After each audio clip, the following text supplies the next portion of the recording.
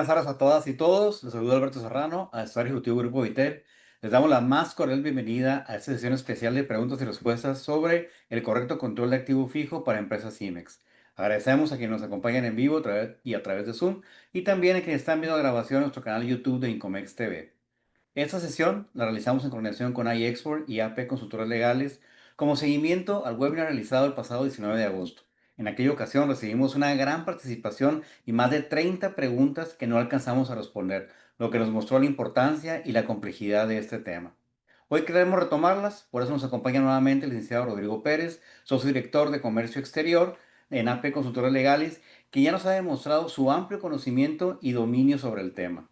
En esta ocasión, Rodrigo dará respuestas a las dudas que llegaron, organizadas por tópicos como cambios de régimen, auditorías, reparaciones, transferencias y documentación. Rodrigo, muchas gracias por estar de vuelta y preparar esta nueva presentación. Sin más preámbulo, te damos la bienvenida y te abrimos el micrófono. Hola, hola, buenas tardes. Ay, un segundo. Listo. Hola, hola, buenas tardes, Alberto. Muchísimas gracias por la introducción y buenas tardes a todos los participantes a este segundo bloque de preguntas y respuestas. Como bien comentaste, pues el tema de activo fijo es bastante amplio y creo que más interesante hoy en día por la fiscalización que están teniendo las empresas con programa IMEX y también las que tienen una certificación vinculada, ¿no? Entonces, les voy a proyectar, me confirman una vez. Mm, A ver.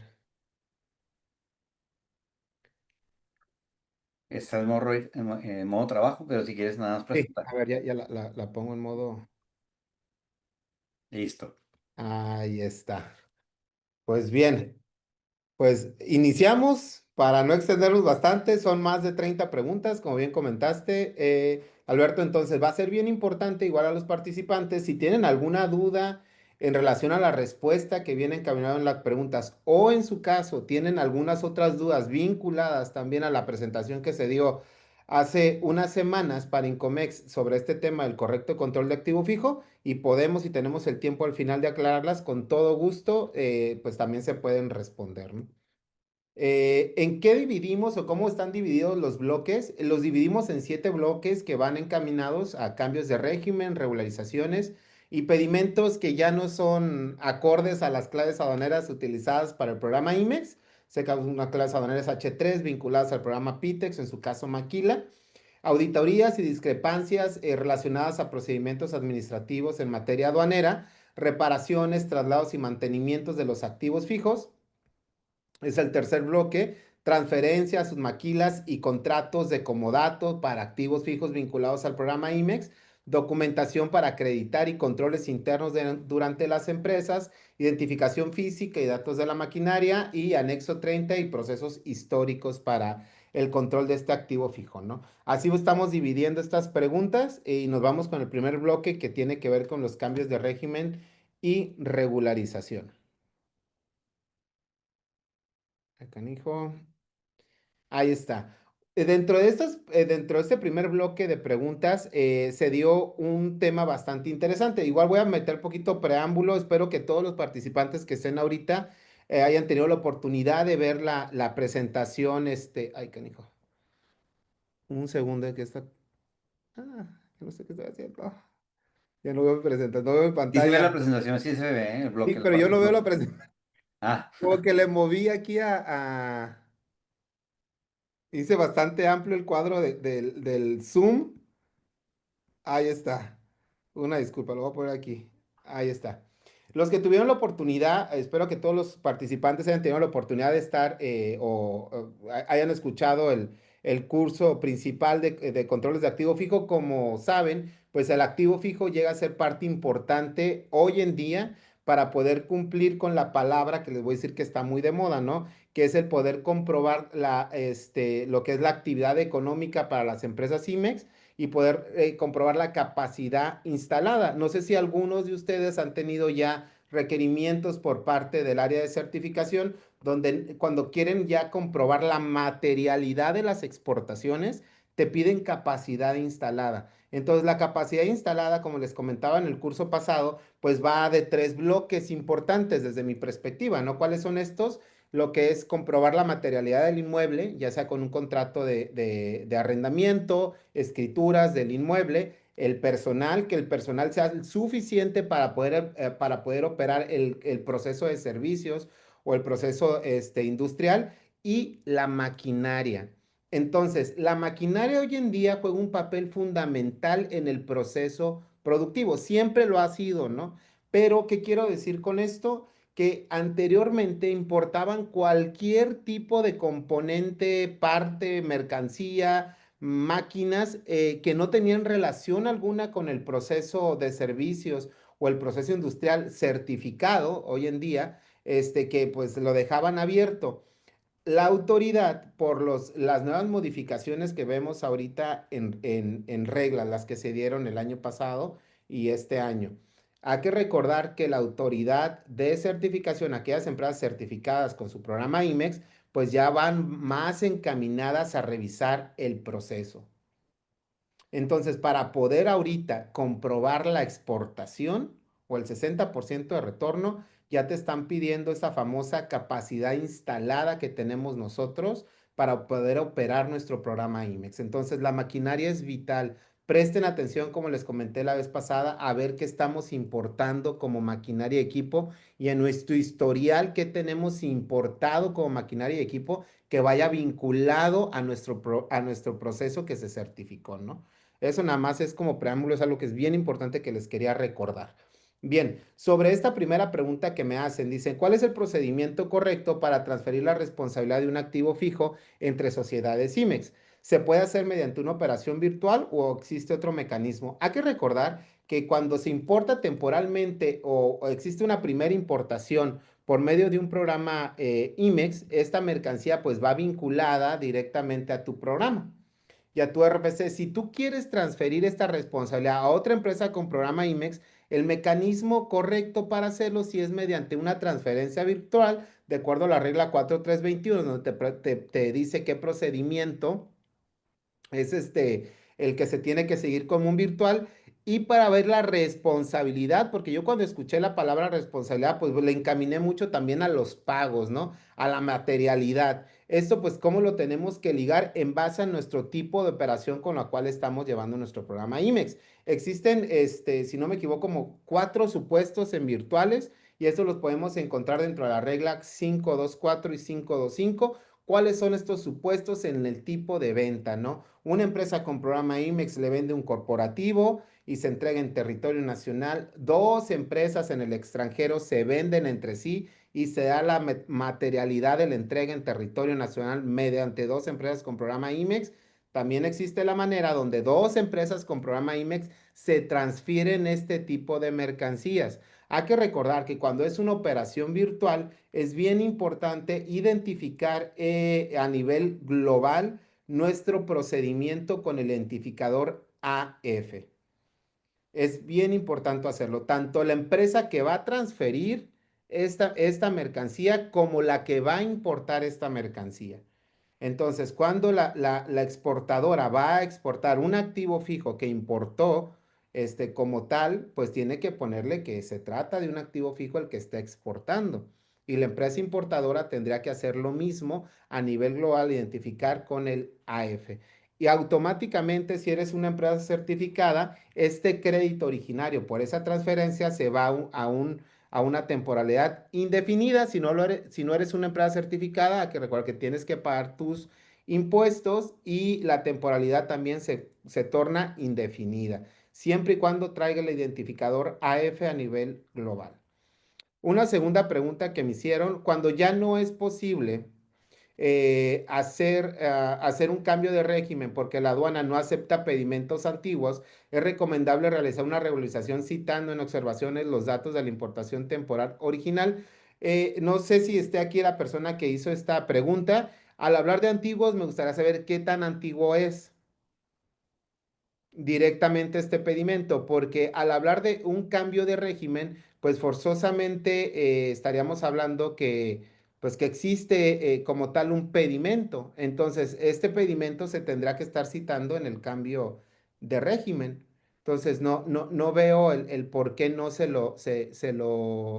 se lo puedan aplicar. Ahora, si en dado caso de que exista, ¿no? El activo y el pedimento. Ahora, si no existe como tal el pedimento, pues aquí se tendría que hacer una regularización directamente de esto conforme al procedimiento de la regla, eh, es la 521 y 522 dependiendo, donde se señale el supuesto de esta regularización. Creo que es la 251 y 252, perdón, donde señala el supuesto de la regularización del A3, ¿no? Entonces, esto es bien importante corroborarlo. Y no sé si está aquí la persona que hizo esta pregunta también. Darle siguiente. Ok. ¿Qué pasa con los pedimentos H3 y AF que no se cerraron mediante un cambio de régimen con clave F5? Aquí, pues, si no se cerraron este tipo de pedimentos, pues aún continúan abiertos. Hay que recordar que la temporalidad de los activos fijos es indefinida. Al ser indefinida, quiere decir que hasta que tú no le des un tratamiento aduanero a este tipo de operaciones y estas maquinarias y equipos, pues van a quedar abiertas ya sea en tu control de inventarios, en tus archivos fiscales, y si vamos a hablar de una F que importaste mediante un crédito en IVA y EPS, pues va a estar dentro de tu anexo 30, ¿no? Entonces, en este caso, aquellos pedimentos H3 que están relacionados, creo que a un PITEX, si no me equivoco, pues también te tendría que estar aceptando el cambio de régimen. Entonces, si no se cerró este procedimiento, revise el por qué no se cerró porque de lo contrario, pues continuarían abiertos estas operaciones y las tendrías tú que conservar en tu archivo contable y fiscal. Entonces, para poder cerrarlo existe la regla 1610, donde habla del cambio de régimen de activos fijos. Otra dice, es posible tramitar un pedimento F5 para equipos muy antiguos que aún siguen en funcionamiento. Aquí, si los equipos van vinculados y siguen en funcionamiento a tu proceso productivo, vinculado a tu programa IMEX, o en su caso, ¿no? Si hablamos de muy antiguos, se me figura que son más del 2000, a tu que estaban vinculados a tu programa Maquila y Pitex, y así se importaron bajo las claves Maquila o Pitex, pues también es posible brindarles un cambio de régimen. Ya que recordar que cuando son equipos muy antiguos, pues que puede proceder aquí una depreciación fiscal conforme a la miscelánea. Entonces aquí podemos depreciar el activo, a lo mejor ya no tiene ni un valor, pueden valer hasta $1, siempre y cuando tengamos el pedimento, nuestra factura esté dentro de nuestros archivos fiscales aduaneros para poder darle esta depreciación a estos activos y cambiar de régimen conforme a la regla 1610. Ventaja cuando somos IMEX y la propia regla prevé cuando queramos llevar a cabo un cambio de régimen. Si también tenemos un programa PROSEC, hasta podemos hacer este cambio de régimen teniendo el beneficio de nuestro programa PROSEC. Entonces, revisen bien eso, no importa que sean pedimentos muy antiguos, se tiene que respetar el cambio de régimen. Si se realizó una importación temporal de activo fijo y debe regularizarse por datos inexactos, al momento de hacer la regularización se utiliza una factura de exportación para poder cerrar el pedimento de importación. Es otra pregunta que hicieron. Hay que recordar que los famosos datos inexactos, de acuerdo al anexo 19 de las reglas generales de comercio exterior, pues son rectificables en todo momento. ¿Qué sucede aquí y qué es lo que quise cuadrar en esta pregunta, ¿no? Aquí ya están hablando de una regularización. Al hablar de una regularización, quiero entender que son más datos que lo que se considera datos inexactos. Para poder considerar datos inexactos, son hasta errores hasta en 3 dígitos. ¿Ok? Entonces, si son datos inexactos, esos famosos 3 dígitos, no es necesario regularizar. Aquí lo que tendríamos que estar haciendo nada más es una corrección por datos inexactos, una rectificación. Ahora, cuando son más de 3 dígitos los que se consideran un error, aquí ya no se estaría en el supuesto de un dato inexacto, sino se estaría en el supuesto de que no se reconoce que sea la misma mercancía. Entonces, nada más quiero entender eso, ¿no? Entonces, si ya hablamos de una regularización porque son de más datos a los datos inexactos, pues aquí tendremos que hacer el procedimiento conforme a la regla 251, que es una regularización. ¿Ok? Ahora bien, para poder aplicar la regularización, porque se observó o se tiene ya señalado que el error es por más datos de los tres dígitos, se recomienda la regularización cuando estás en facultades de comprobación. ¿Ok? Es decir, si la autoridad te lo llega a observar y te lo llega a plasmar en un oficio, en un acta, pues sí regulariza conforme a la regla 251, porque así te lo va a ordenar la autoridad. Y también te va a hacer pagar los impuestos correspondientes sobre el valor de esa mercancía. Ahora bien, si aún no te lo ha observado la autoridad y tú ya te percataste directamente que existen errores en más de tres dígitos, rectifícalo. Rectifica conforme al 89 de la ley aduanera. Aquí ni siquiera tienes que pedir una autorización. Entonces es bien importante nada más encuadrar esto, ¿no? Si no te lo ha observado la autoridad, tú tienes todo tu derecho a rectificar. Así te hayas equivocado en más de tres dígitos. Tienes todo el derecho de hacerlo. No es necesario regularizar. Ahora, si te lo llegó a observar la autoridad y vio que te equivocaste en más de tres dígitos, te va a ordenar la regularización conforme a la regla 251. ¿Ok?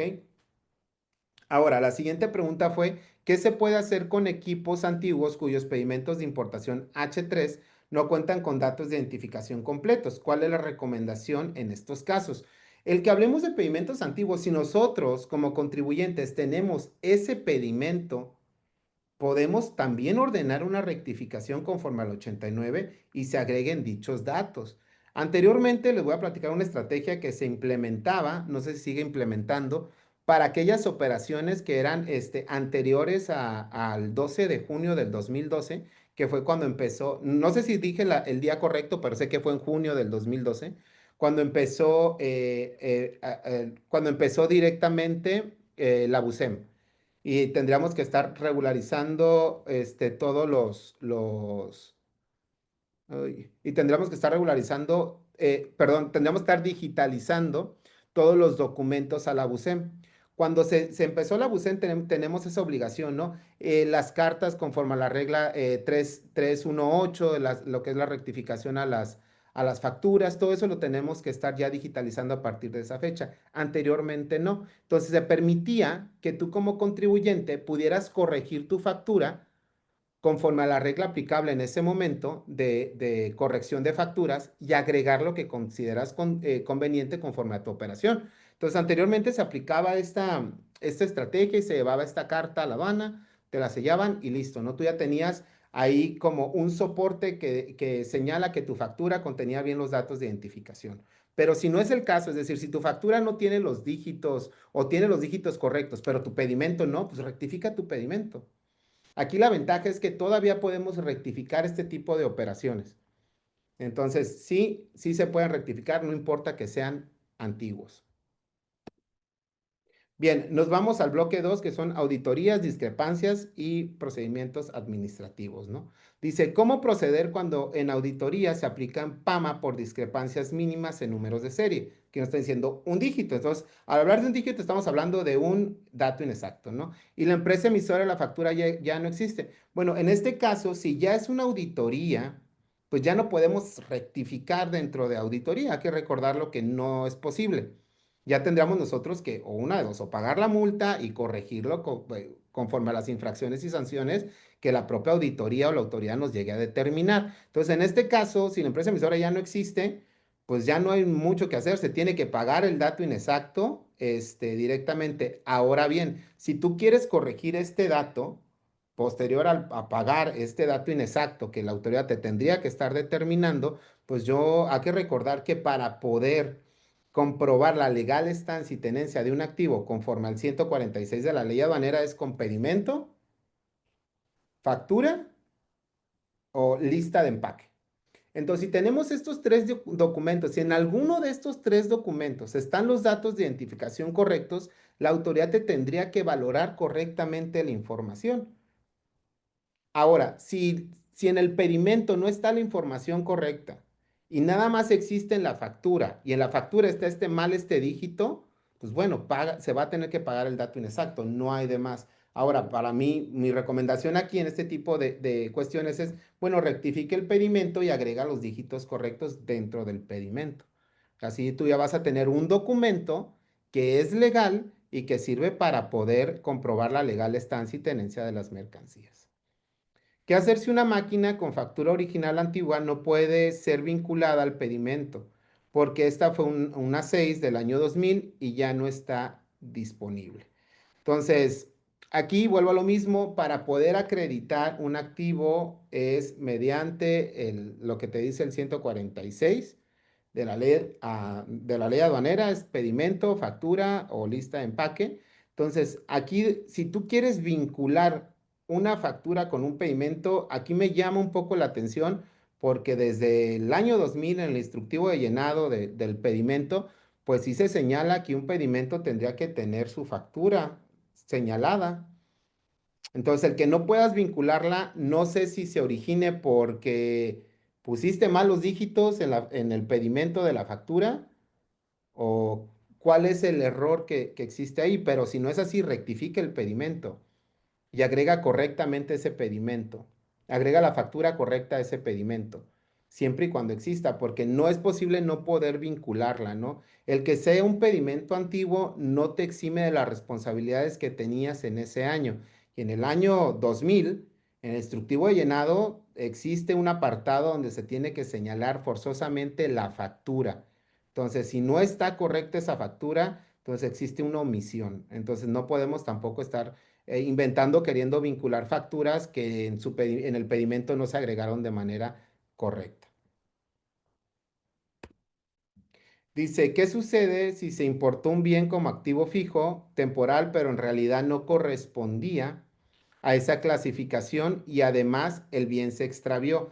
Esto me estuve dándole varias como vueltas a este tipo de preguntas, porque aquí como que le están dando, o en esta pregunta le querían dar mucho valor a, primero, que el activo fijo no se tenía que haber importado como activo fijo, ¿no? Y yo creo que eso pasa a segundo término.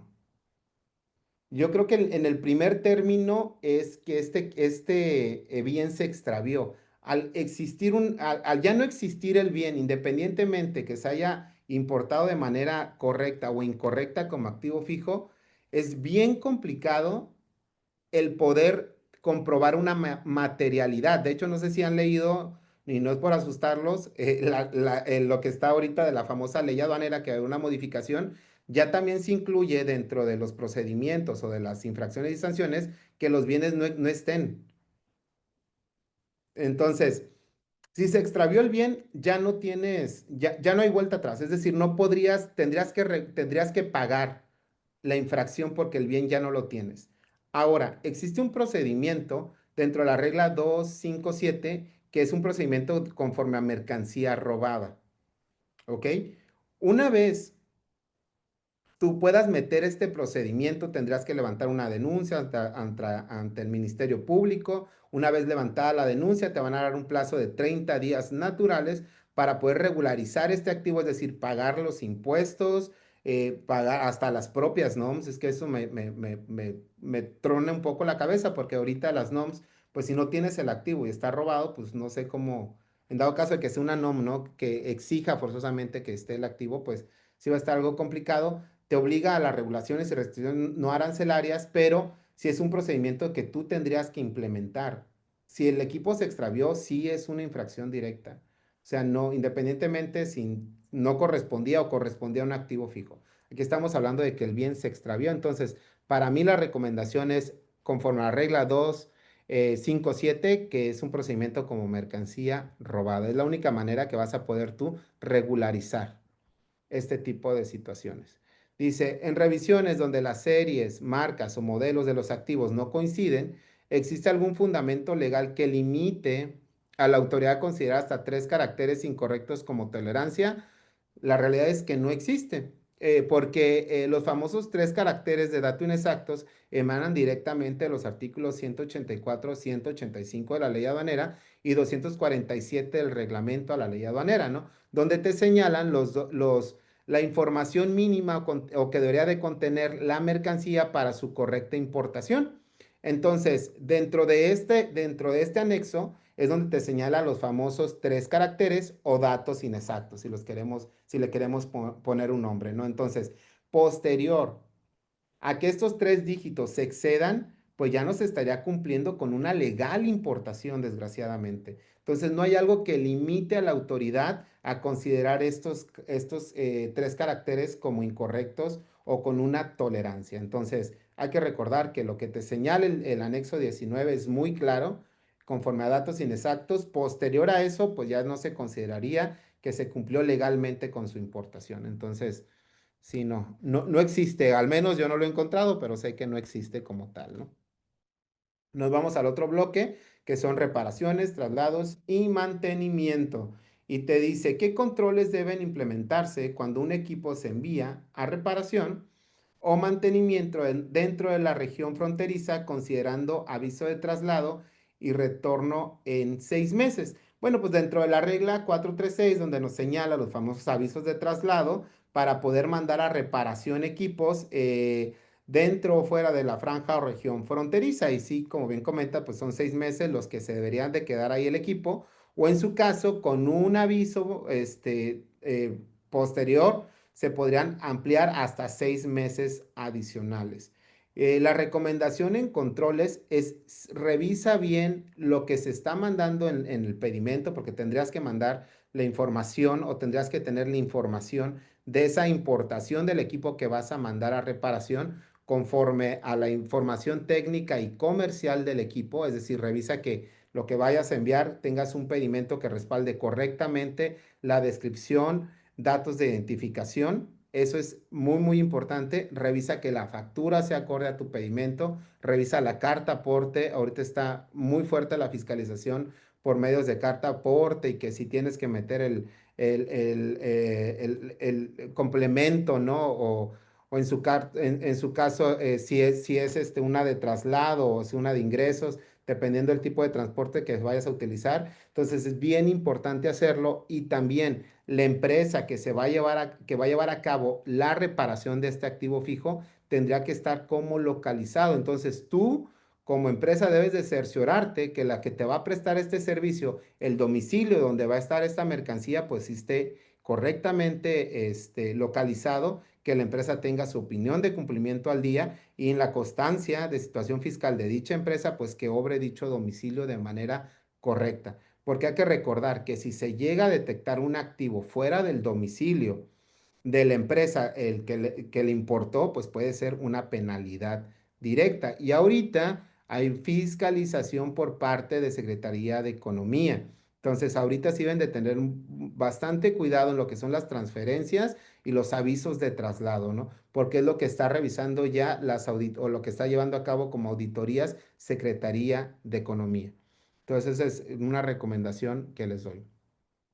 Dice, ¿se puede enviar una máquina a reparación dentro de territorio nacional? ¿Cuál es el proceso correcto para hacerlo cumpliendo con IMEX? Sí se puede enviar a reparación. También la regla 436 te dice cuál es el procedimiento correcto y es conforme a la ficha de trámite 59LA y pues es en un periodo de 6 meses el que se puede mandar a reparación con programa que puede ser prorrogable 6 meses adicionales mediante aviso, ¿no? ¿Cómo se ve a cabo este aviso? Se presenta dentro de BUSEM y es importante tener la documentación de la máquina que vas a mandar a reparar y que la empresa que vas a registrar dentro de este aviso pues cumpla con lo que ya le comenté como la recomendación anterior, con su constancia de situación fiscal que esté de acuerdo, su domicilio como localizado y una opinión de cumplimiento. Entonces, es súper importante. ¿Cuál es la manera correcta de exportar para reparación una pieza descompuesta de una máquina previamente importada? Cuando no está detallada como accesorio en el pedimento, no es posible. O sea, aquí es complicado encontrarle una manera correcta a algo que no se está llamando en una primera importación. Entonces aquí mi recomendación directa es primero rectifica ese pedimento, agrega correctamente todas las partes y componentes que integran ese activo fijo. Posteriormente a eso ya mándalo a reparación mediante una exportación temporal clave BO. Pero si no está ese componente dentro de ese pedimento, no lo puedes enviar porque es muy complicado poder demostrar que esa parte es directamente de la máquina que tú estás llamando. Entonces, no es posible hacerlo y tampoco es una manera correcta, ¿no?, de poder exportarlo. Entonces, primero, rectifica este pedimento, agrega todos los componentes que integran la máquina o la línea, no sé qué es lo que hoy se vaya a mandar, y posteriormente ya es un pedimento clave BO. Hay que recordar que el pedimento clave BO es una exportación temporal al extranjero con retorno a territorio nacional en un plazo que no exceda los 24 meses. En el supuesto de que lleguen a excederlo, tendrías que meter un aviso o en su caso, si no metiste este aviso y la máquina se quedó más tiempo allá, pues tendrás que regularizar este activo conforme al procedimiento de la regla 1610, que ya lo mencioné, que es un cambio de régimen. Entonces es bien importante primero rectificar el pedimento y posteriormente poder mandar esta pieza a reparación. Transferencias, submaquilas y comodatos. Dice, ¿qué procedimiento se debe seguir para transferir maquinaria importada temporalmente a una empresa submaquiladora autorizada? Aquí, pues de entrada, el procedimiento para transferir maquinaria a una submaquiladora es una opinión personal y para mí no es correcto que se transfieran maquinarias y equipos por medio de un aviso de traslado a una submaquiladora. Si tú quieres transferir maquinaria y equipo, el único medio es mediante una operación virtual, conforme a la regla 4321 y o viendo los supuestos que mencioné ahorita, ¿no? Es la única manera de poder transferir una maquinaria y equipo a una empresa que sea Submaquila y en su caso también sea IMEX, ¿no? ¿Por qué? Porque lo que es Submaquila tiene su fundamento o emana de acuerdo al 21 del decreto IMEX y la regla 4231 del acuerdo de reglas de Secretaría de Economía. El artículo 21 del decreto IMEX es claro conforme al procedimiento para registrar una submaquila. Y de entrada te pide que la empresa a la cual tú vayas a registrar como submaquiladora, pues de entrada no te dice si tiene que ser IMEX, o sea, te dice puede ser cualquier persona moral. Y te señala pues que debe de cumplir forzosamente con su estatus fiscal actualizado, tener un domicilio, tener un contrato de arrendamiento, tener personal capacitado y lo más importante, tener maquinaria y equipo para operar el proceso de submaquila. Hay que recordar que la submaquila es una parte vinculante a tu proceso productivo de servicios. Para que se le pueda llamar submaquila, nada más es que te apoye esta empresa a poder completar tu proceso. Pero para eso tú no le puedes ceder maquinaria a esta empresa por medio de un aviso de submaquila. No es correcto. Entonces sí me ha tocado ver que dicen, ah, es que le pasé maquinaria a esta empresa por medio de un aviso de submaquila. Yo no lo recomiendo. Si de acuerdo, si queremos entender el 21 del decreto es amplio, ¿no? Porque te dice, podrás transferir este tipo de mercancías, de acuerdo a lo que te señala el cuarto del propio decreto. El artículo cuarto, pues lo que dice el 108 de la ley aduanera y es todo lo que puedes importar como empresa IMEX. Eso es lo que te dice el 21. Pero más abajo, como en el penúltimo párrafo, también te señala cuál es el cumplimiento de la empresa Submaquila. Y es claro que tendría que ser parte de tu proceso. Tú tendrías que informar mensualmente, tú como empresa IMEX tendrás que informar mensualmente qué le proporcionaste como insumos y posteriormente estos insumos pues tendrían que ser retornados, ¿no? O sea, se estaría incumpliendo tal vez con lo que es el proceso de importación de un activo fijo, porque el proceso de importación de un activo fijo es para que tú como empresa IMEX lleves a cabo tu proceso. Entonces, el único medio que yo veo para transferir maquinaria a una empresa submaquiladora es uno, que esta empresa submaquiladora sea una IMEX y que tú como IMEX le puedas transferir mediante el procedimiento de la regla 4321.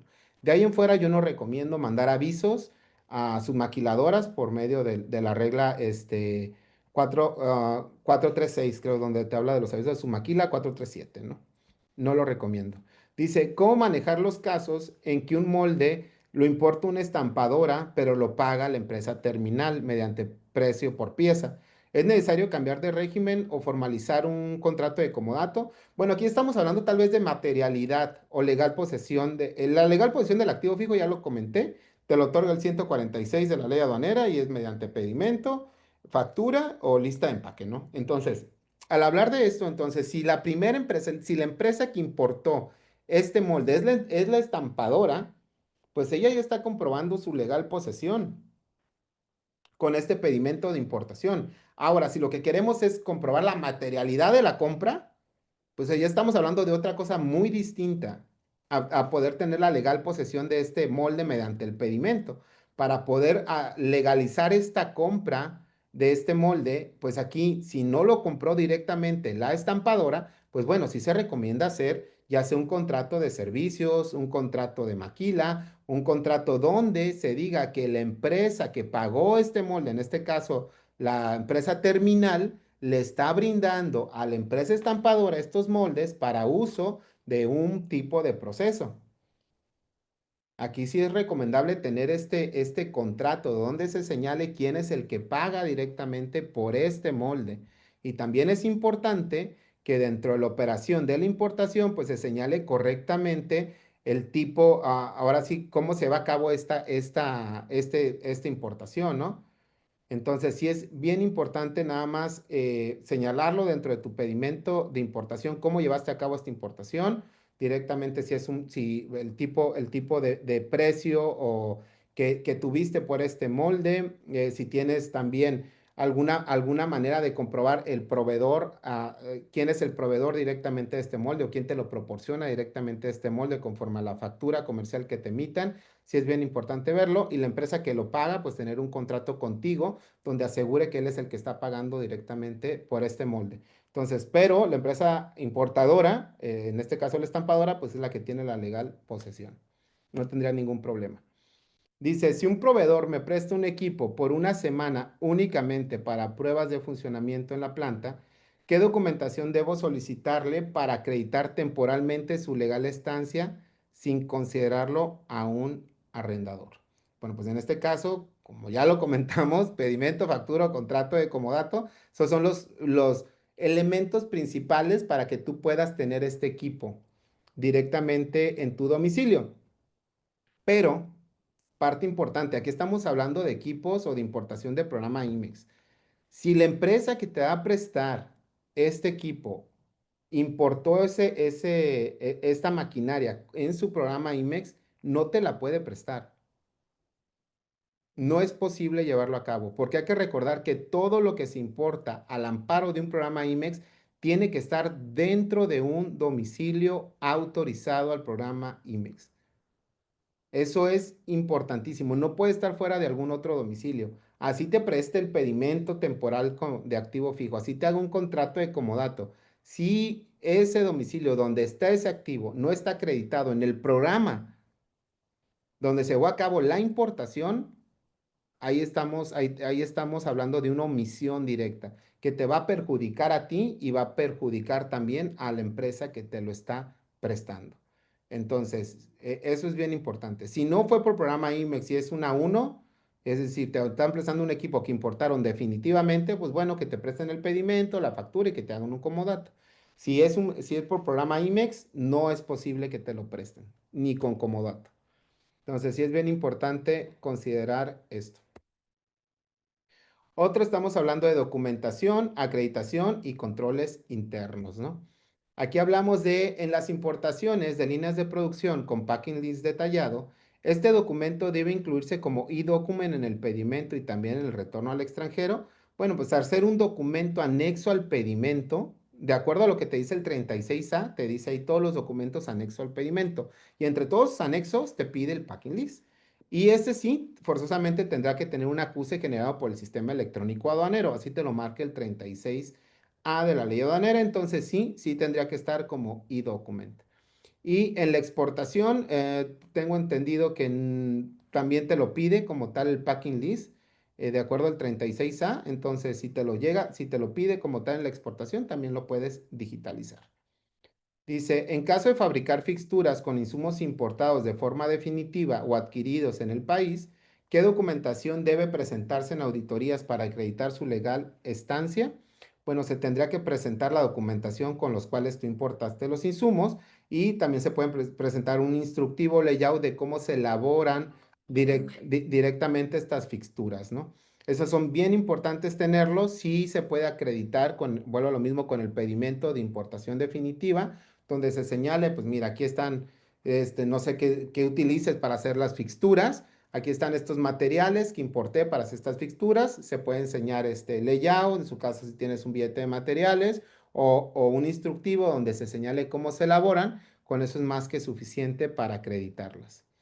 Dice, se debe presentar la documentación de insumos y en su caso el instructivo o layout, perdón, si en una planta se arman equipos con componentes importados en régimen A1 y se cuenta con el boom, este documento es suficiente para acreditar la legal estancia y tenencia, sí, sí es suficiente, como lo comenté, sí es suficiente presentar la documentación con la cual se elaboran directamente algunos componentes, ¿no? Y es muy común en las cabinas. Hay que recordar que aquellas empresas que tienen dentro de su proceso productivo, ya sea un proceso de pintado, pues forzosamente la mayoría ocupa cabinas de pintura. Y estas cabinas la mayor parte del tiempo las mandan a elaborar con proveedores nacionales. Entonces, la autoridad de estas cabinas sí las llega a considerar como equipos vinculantes al proceso y llega a pedir la documentación para poder acreditar la cabina. Entonces, ¿qué es lo que se le presentan? Se le presentan los contratos, y también se les presenta pues la información de la factura donde se señale que se elaboran estas cabinas de pintura por medio de un proveedor nacional. Entonces no hay ningún problema. Dice, ¿qué hacer si una máquina o equipo arrendado en México no cuenta con la factura de adquisición por parte del vendedor? ¿Cómo acreditar su legal tenencia ante la autoridad aduanera? Como ya lo comenté, tanto la factura como pedimento y packing list, pues son documentos que sirven para poder acreditar un equipo. Si no tiene la factura, quiero pensar que no tiene el pedimento. Entonces, no sé si sea así. Si tiene el pedimento, pues no ocupa tanto. Si ocupa, es importante la factura, obviamente, pero pues con el pedimento se puede acreditar la legal estancia y tenencia, ¿no? Ahora bien, si no tiene ninguno de estos dos documentos, pues sí, forzosamente la recomendación es regularizar de acuerdo a la regla 251 de las reglas generales de comercio exterior, donde pues se le tiene que dar un valor a esta maquinaria y equipo, para que la regularice y posteriormente regularizada, pues la pueda brindar, este, en arrendamiento, ¿no? Pero sí es forzoso que se tenga. Dice, en caso de maquinaria arrendada del extranjero como montacargas cuyos contratos, facturas o invoice están en inglés, la autoridad puede no aceptarles una revisión por no estar traducidos al español, no los acepta. No, la autoridad en ejercicio de facultades de comprobación no te acepta algún documento o contrato que esté en inglés. Forzosamente tendrás que mandarlo a traducir y presentarlo en ejercicio de facultades de comprobación. Entonces, sí, cualquier contrato que se tenga en inglés, se tiene que mandar a traducir para poder presentarlo a la autoridad en facultades de comprobación. Dice, ¿quién debe ser el responsable del control tanto de la documentación como del activo fijo dentro de la empresa IMEX? Bueno, pues aquí la recomendación, que el responsable sea el área fiscal y aduanas, ¿no? El área fiscal, ¿por qué? Porque es la encargada directamente de poder administrar lo que se está pagando, lo que llega y todo lo que tiene que ver con controles y contratos con proveedores tanto en el extranjero como nacionales, y el área de aduanas por la administración del sistema de control de inventarios, tanto de anexo 24 y anexo 30. Como lo comentamos en la plática pasada, para poder comprobar la legal estancia de un activo fijo IMEX, pues no simplemente es la documentación, sino también cómo lo tienes administrado en tu sistema de control de inventarios. Entonces, estas dos áreas son vitales para que se pueda llevar a cabo un correcto control del activo fijo dentro de una empresa. Dice, es obligatorio contar con un archivo fotográfico de los activos fijos, así como registrar su ubicación dentro de la empresa. No, no es una obligación, no se señala como tal en la normativa que tendrías que tenerlos administrados con un archivo fotográfico, pero sí es recomendable hacerlo. Y es recomendable porque sí es importante tener un archivo documental y fotográfico de todos nuestros activos. ¿Para qué? Para que sea más fácil la identificación en ejercicio de facultades de comprobación, que podamos corroborar nosotros como contribuyentes que tenemos un correcto control de los activos y sabemos que hemos importado. Como les comentaba en la plática pasada, me ha tocado ver cuando me meto a las bases de datos de las empresas conforme a su glosa o Data Stage, pues me ha tocado ver que muchas veces importan activos fijos que no son activos fijos, ¿no? Me ha tocado ver importaciones de papel de baño, me ha tocado ver importaciones de tornillos, tuercas o de productos hasta consumibles, grasas. Entonces, todo este tipo de productos se puede justificar los tornillos, ¿no? Porque unas empresas me dicen, es que los necesito para la maquinaria. Las grasas, es que también van dentro de una maquinaria. Pero aquí mi pregunta es, cuando se termina, ¿te encargaste de regularizarlo, de cambiarlo de régimen? ¿Cómo llevas a cabo este control de este tipo de productos que son de difícil identificación dentro de un control de inventarios, ¿no? Entonces, la recomendación siempre es sí llevar un control muy estricto. De hecho, ya hay plataformas por medio de proveedores que te otorgan un control, hasta de ubicación, ¿no? Muchas no son ni funcionales, que te dicen, este activo se encuentra dentro de esta zona y te la están rotando, se está moviendo. Entonces, pero bueno, cualquier tipo de control que tú tengas, ya sea que te lo otorgue un proveedor o que lo quieras llevar tú en tu empresa, siempre es bueno. Entonces, sí es recomendable hacerlo. Identificación física y datos de la maquinaria, ¿no? Que es el bloque número 6. Creo que ahora sí nos estamos yendo en buen tiempo. Y ya casi vamos a terminar, ¿no? Dice, ¿qué procedimiento de control interno debe implementarse si con el paso del tiempo una máquina importada temporalmente bajo IMEX pierde sus datos de identificación, marca, modelo y serie? ¿Cómo demostrar que es el mismo equipo declarados en el pedimento y en el sistema de inventario, con las especificaciones técnicas y comerciales? Hay que recordar que dentro de lo que te señala el 36 y 36A es que se puede acreditar o se le puede dar forma o figura para una correcta importación a las mercancías con las especificaciones técnicas y comerciales o en su caso con sus datos de identificación.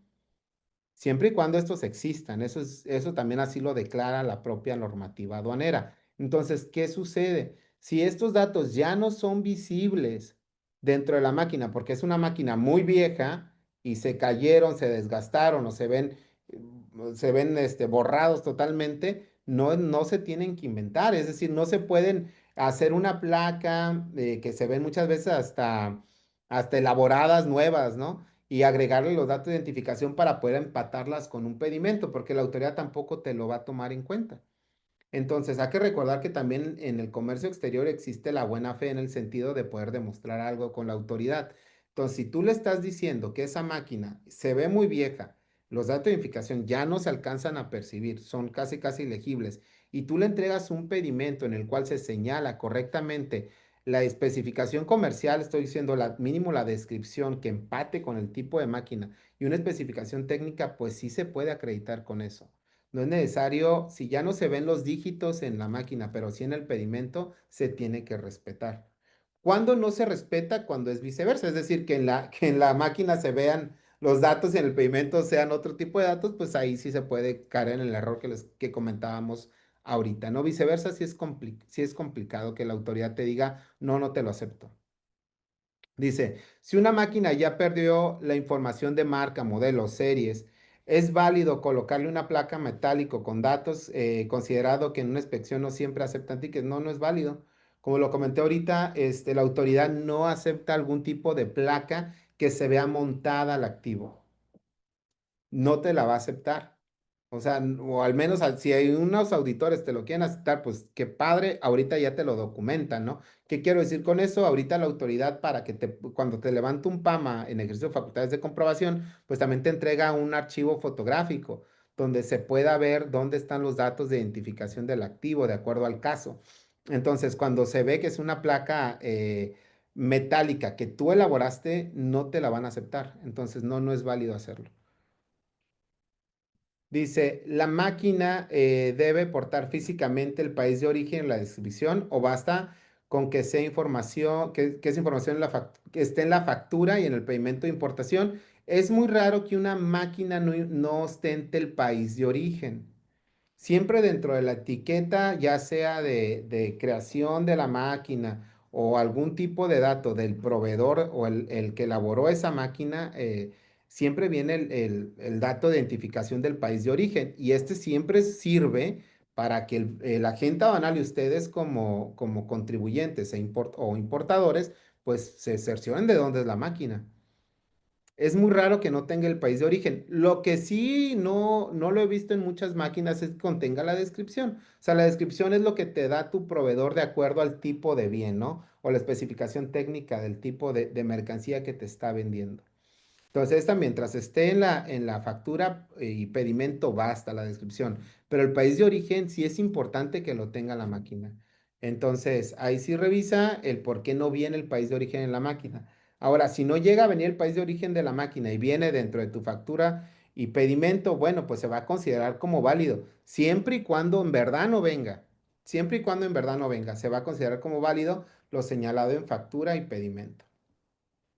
Dice, si en el COBE no se declara marca, número de serie o modelo de la maquinaria, se puede rectificar o es preferible realizar una regularización, se puede rectificar. Como lo comentamos hace un momento, todo lo que no está observado por parte de la autoridad es rectificable y me estoy refiriendo a datos de identificación y especificaciones técnicas. Entonces, para regularizar, ya es cuando la autoridad te lo observa y pues ya no tienes otra que regularizar la mercancía, ¿no? Pero si no te lo he observado y tú quieres rectificar una máquina que tiene 8 dígitos incorrecto, puedes hacerlo. O si quieres rectificar una descripción de una máquina que no tiene nada que ver con la especificación técnica, lo puedes hacer. Entonces, todo es rectificable hasta que no te lo observa la autoridad. Dice, cuando una máquina es muy vieja y ya no se distinguen los datos de identificación ni conserva la placa principal, ¿qué procedimiento se debe seguir para acreditar su legal estancia y tenencia? Pues con el pedimento de importación y este que contenga la información comercial y técnica y su factura de compra.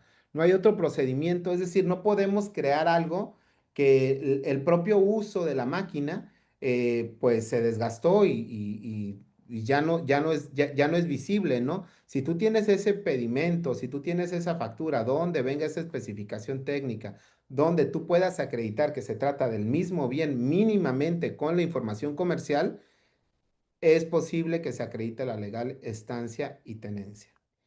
¿Qué pasa si tengo activos que solo manejan marcas y número de series u otro identificador? No, no pasa nada, no es necesario agregarlos. Hay que recordar que el 36A es muy claro en que nosotros señalemos solamente aquellos datos que existan. Entonces, si me ha tocado ver que hay componentes que no vienen como tal con una serie, simplemente viene la marca y viene un tipo. Entonces, no voy a crearle o no voy a decir que ese tipo, porque me ha tocado ver, dicen, que dice tipo lo agrego como serie.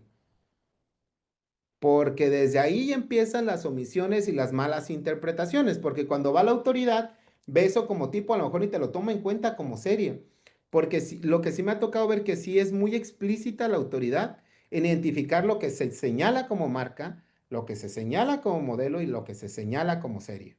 Si es súper explícita la autoridad. Entonces, si tú estás agregando, oye, para mí este tipo es serie o para mí este tipo es marca o modelo, pues desde ahí empiezan las malas interpretaciones. Entonces, yo siempre le recomiendo, si dentro de tu placa no viene tácitamente marca, modelo, serie, no lo inventes, no lo creas porque simplemente te va a ocasionar problemas cuando la autoridad te visite, porque la autoridad va a tener un criterio y también la autoridad va a tener, te va a querer ver si te lo observa o no te lo observa. Entonces, no creen cosas que no vean ustedes. Sean también ustedes muy detallistas en ese punto, se lo recomiendo, porque créanme que me ha tocado ver casos donde la autoridad dice, no, pues para mí esto no es serie, es tipo. O viceversa, ¿no? Que tienes que estar peleando con la autoridad que ese tipo es serie porque documentalmente así lo agregaste. Entonces, nada más tengan cuidado con eso y si no trae como tal ni marca, ni modelo, ni serie, no se lo agreguen. Pero cerciórense que en verdad no lo traigan. Anexo 30 y procesos históricos. Dice, en el anexo 30, si se retorna una maquinaria importada después del inventario inicial, pero el sistema descuenta de la fracción del inventario inicial, ¿es correcto? ¿Cómo se debe indicar si el activo fijo debe descontarse el inventario inicial o de las fracciones posteriores?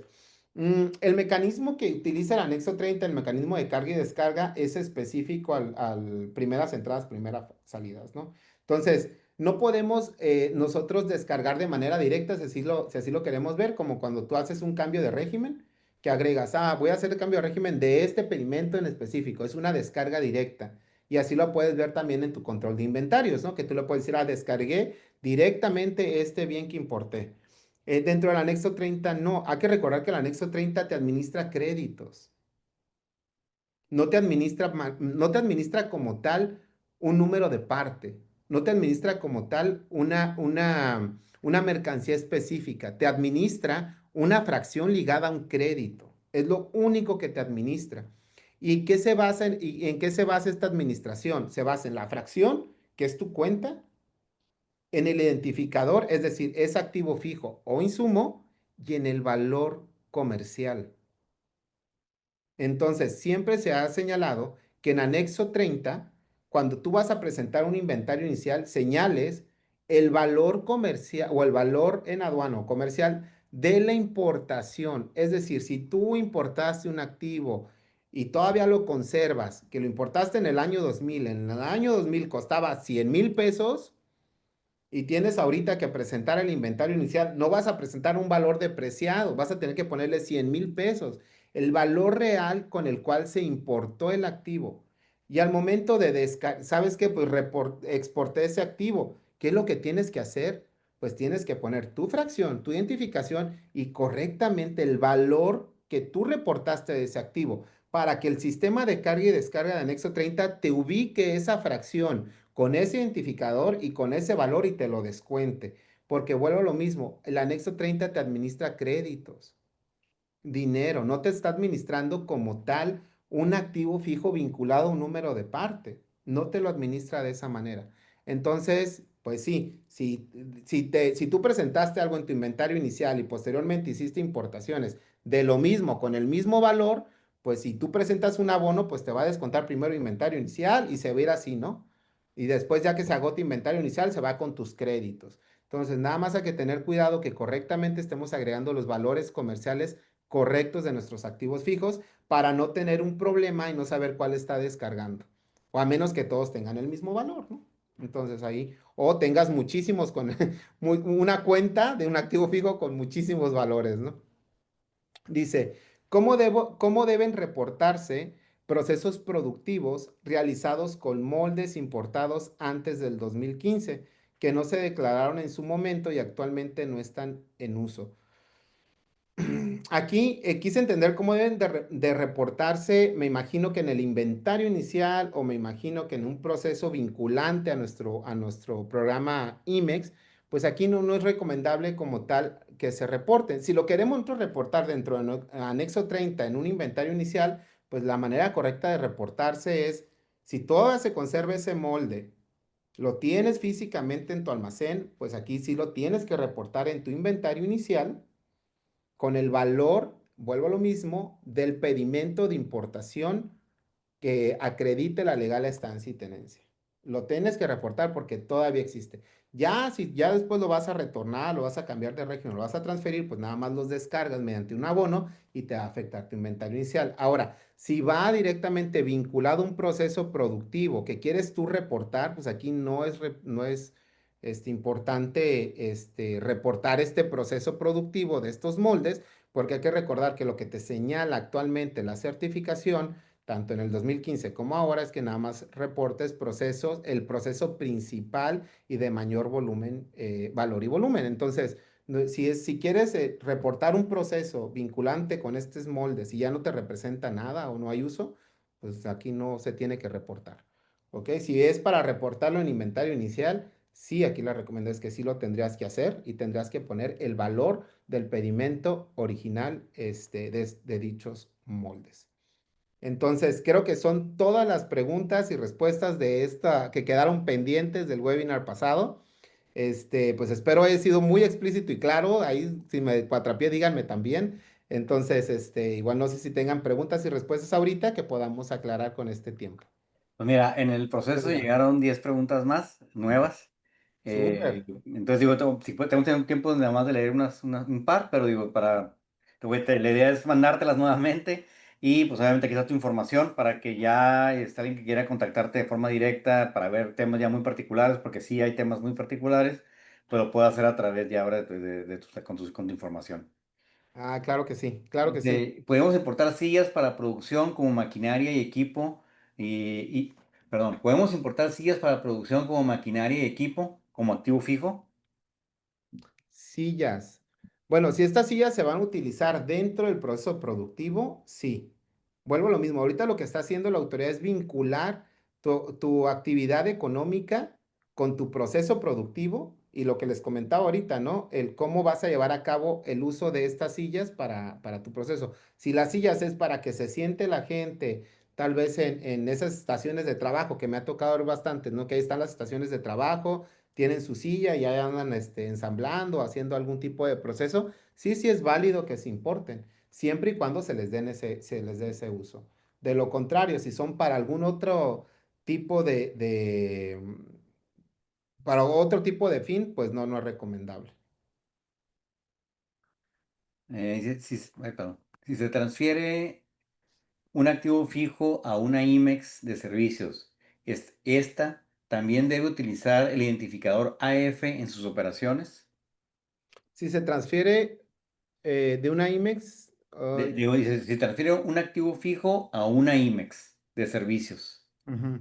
Si la IMEX de servicios va a utilizar ese activo para su proceso de servicio, sí, si no lo va a utilizar, no tendría por qué agregar el identificador. Hay que recordar que el uso del identificador es exclusivamente para señalar que esa mercancía va vinculada a tu proceso, es decir, que esa mercancía va a ser para llevar un proceso de servicios o un proceso industrial. Si la empresa de servicios, la IMEX de servicios, va a almacenar esa maquinaria por un tiempo de 6 meses, o en su caso es certificada 36 meses, es decir, le va a dar un servicio real y posteriormente la va a exportar, no tendría por qué hacerlo. Yo creo que aquí la pregunta también enfocada, yo como exportador sí le voy a transferir una empresa o un activo fijo, la IMEX, nada más me la va a almacenar, y si va a cumplir un proceso, lo tiene que hacer, bueno, la IMEX de servicios, en este supuesto no, pero tú como exportadora que sí vas a exportar un activo fijo, sí tendrías que señalar que es un activo fijo.